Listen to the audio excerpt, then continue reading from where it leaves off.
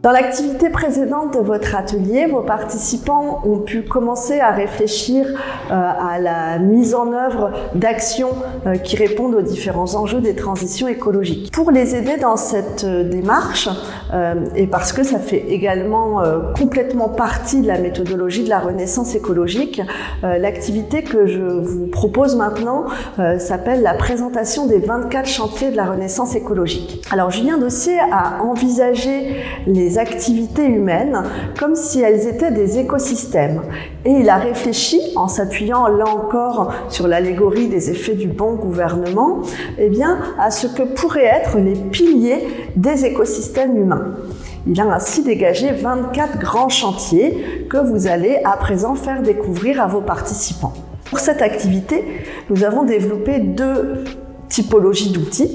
Cette fiche d'étiquette des 24 chantiers donc que vous pouvez télécharger et en amont de l'atelier découper ces étiquettes pour que vous puissiez les distribuer une par une à vos participants. Vous avez également des cartes chantiers sur lesquelles sont représentés l'endroit où se place le chantier sur le recto, au verso, une proposition de définition de ce chantier. Ainsi, la consigne c'est je vais vous distribuer maintenant des cartes chantier où vous avez une étiquette chantier qui est posée dessus. Je vous invite à retrouver le petit détail de la fresque qui est représenté sur l'étiquette chantier et à aller coller l'étiquette à l'endroit qui est représenté sur la fresque. Vous gardez dans votre main, avec vous, la carte avec la définition du chantier. À présent que tous ces chantiers ont été positionnés sur la fresque, vous pouvez prendre un petit temps de recul. Vous invitez les participants à leur demander qu'est-ce qu'ils pensent de ces 24 chantiers, en prendre connaissance parce qu'ils ont collé ceux que vous leur avez distribués et ils peuvent découvrir aussi ceux que les autres participants ont collé sur la fresque et prendre un temps en cercle autour de la fresque pour discuter de ces 24 chantiers. Ce moment, d'un atelier à l'autre, sera nécessairement différent puisque vos participants n'auront pas nécessairement les mêmes questions, ils ne s'interrogeront pas nécessairement sur les mêmes chantiers. C'est vraiment un temps d'expression pour que chacun des participants puisse exprimer ce à quoi tel ou tel autre chantier lui fait penser et quelles sont les questions, quelle mise en perspective il peut faire par rapport à la manière dont il lui comprend la signification de ce mot, de ce que ça représente et puis la place qu'on peut lui faire dans la société. Vous pouvez donc leur poser des questions. Qu'est-ce qui vous marque comme chantier? Qu'est-ce qui vous surprend? Qu'est-ce qui vous paraît manquer? Est-ce que vous pensez que ces 24 chantiers répondent effectivement à l'objectif de un petit peu dégager les grands piliers sur lesquels reposent les civilisations humaines? À ce moment-là, je vous encourage à prendre un tout petit temps, peut-être 1 minute, pour reprendre avec eux les 24 chantiers et donc vous diriger vers la fresque et puis faire un petit peu la liste. C'est très rapide. Laissez vos participants faire leur premier retour.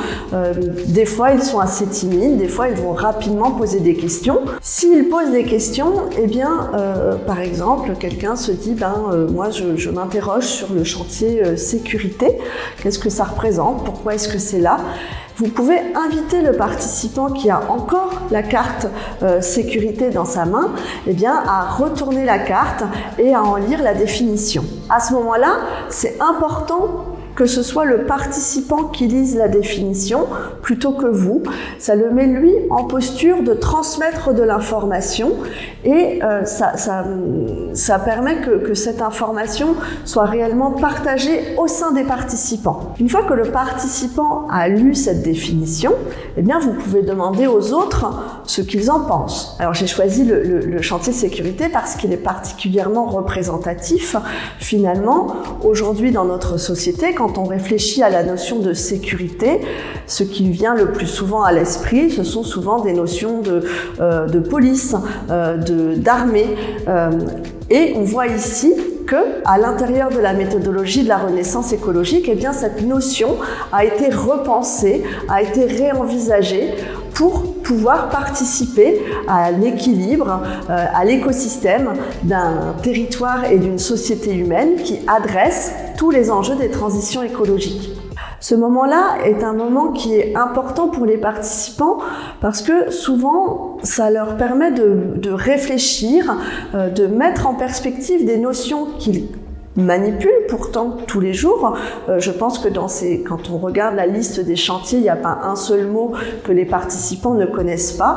Et pour autant, ils vont réfléchir, eh bien, qu'est-ce que ça veut dire pour moi la sécurité? Quelle place il est important de lui consacrer dans la société?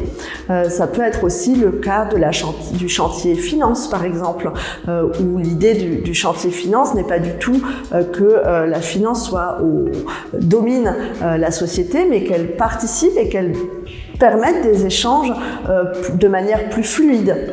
L'idée n'est pas de lire l'ensemble des 24 chantiers, ça prendrait beaucoup de temps et ce serait peut-être au bout d'un moment pas très intéressant pour les participants, mais c'est vraiment de prendre un temps ensemble pour réfléchir et pour comprendre eh bien, quelles sont les notions importantes et quels sont les piliers d'une société qui fonctionne de manière équilibrée.